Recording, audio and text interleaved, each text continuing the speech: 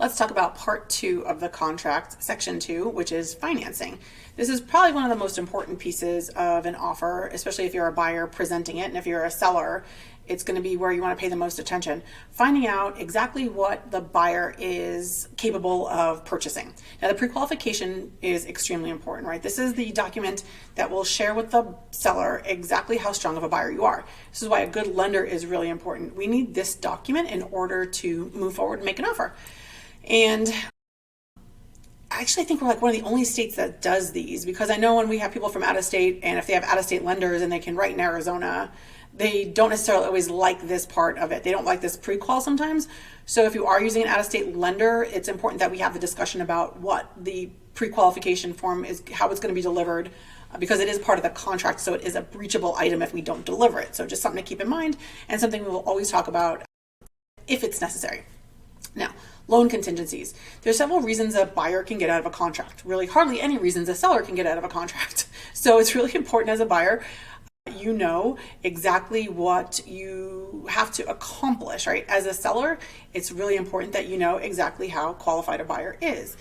Now, your job as a buyer is to make sure you stay in contact with the lender, make sure you deliver all the documentation you need to deliver, and deliver it timely. Sometimes there's things that come up that if you would have been delivered earlier, it would have been easier to rectify. Sometimes we have to postpone closes because things aren't delivered on time. So it is super important to deliver all your documentation to the lender. And a lot of this has to be done 3 days prior to close of escrow. If for some reason, in good faith, you've tried and you've done all these things and everything's been given to the lender, but for some particular reason, it's not going to work out, that's an unfulfilled loan contingency and you can cancel. It is extremely rare to get to that point. Most of the time, it usually has something to do with either someone lost a job in the middle of the process. That's typically what will cause an unfulfilled loan contingency. This day and age, lenders are really good about pretty much getting you all the way to the finish line, just short of the finish line, before you even go in and submit an offer. Now, interest rates and necessary funds. This is another important part of the pre-qualification form, and ideally we don't really want the interest rate to say market. We want the interest rate to have a number, because unfortunately, like the past year has shown, interest rates can do some crazy things, and maybe you can still qualify for that interest rate, but the payment is much higher than you're really comfortable with, and you prefer not to have that rate. So it is important that the interest rate get locked during the first 10 days of the contract, and that it is at a comfortable number for you. So if that changes, you're locked in and it's not a big deal. Or if it changes during the first 10 days and you're just like, oh my gosh, this went up so much and now I have to pay an extra $200 a month, that's not comfortable for me, then you can easily get out of the contract and get your earnest money back. Necessary funds. What that means is you have shown the lender that you have the money for the down payment needed.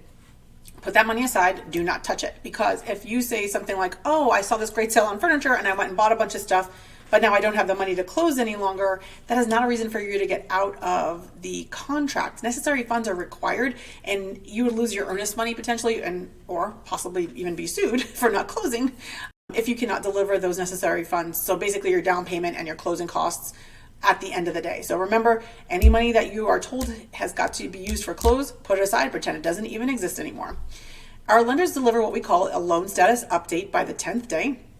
And this is basically just a kind of checking in with the buyer and letting them, with the seller, and giving them sort of a where we are right now place and what's been done, timelines. And so they know exactly that you're delivering what you're supposed to be delivering, the lender's staying on top of things. It's just basically a checks and balances system. That's one of the things I love about our contract, is it offers that great ability for us to check on each other and make sure the contract is moving forward as needed. Loan application, you're going to make sure you get this done within 3 days of contract acceptance. Normally, you have already done this. Normally, when it goes to the lender, you're filling out the application online and they're looking at you. I rarely get a pre-qualification form. They don't want to give me a pre-qualification form if they haven't double checked you, because that doesn't work out for anyone. Loan processing during escrow, you'll get information, you'll get estimates, you'll learn exactly, well, as close to exact as your payment is going to be. And I'm talking almost to the penny, but sometimes it can adjust a few dollars either way. Type of financing you're going to get. A conventional loan is very different from an FHA or a VA.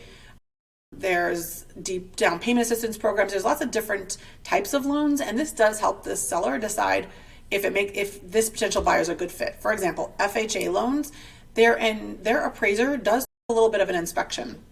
If there's any health and safety issues that are potentially in the house, the appraiser may call those out, and they may have to be repaired prior to close of escrow. And if the seller doesn't have the ability to do that, and you as a buyer don't want to do them before close of escrow, then it may not be the best fit. Like if they have a very leaky roof and you know that they've disclosed that the roof is a problem, FHA buyer may not be able to close on that until the roof is fixed. So that's where it's important that we know the type of program, the seller knows the type of program, the seller's agent knows the type of program that you're going to be getting, so we can do our best to make sure that the loan, if you make it to the finish line, get to close of escrow.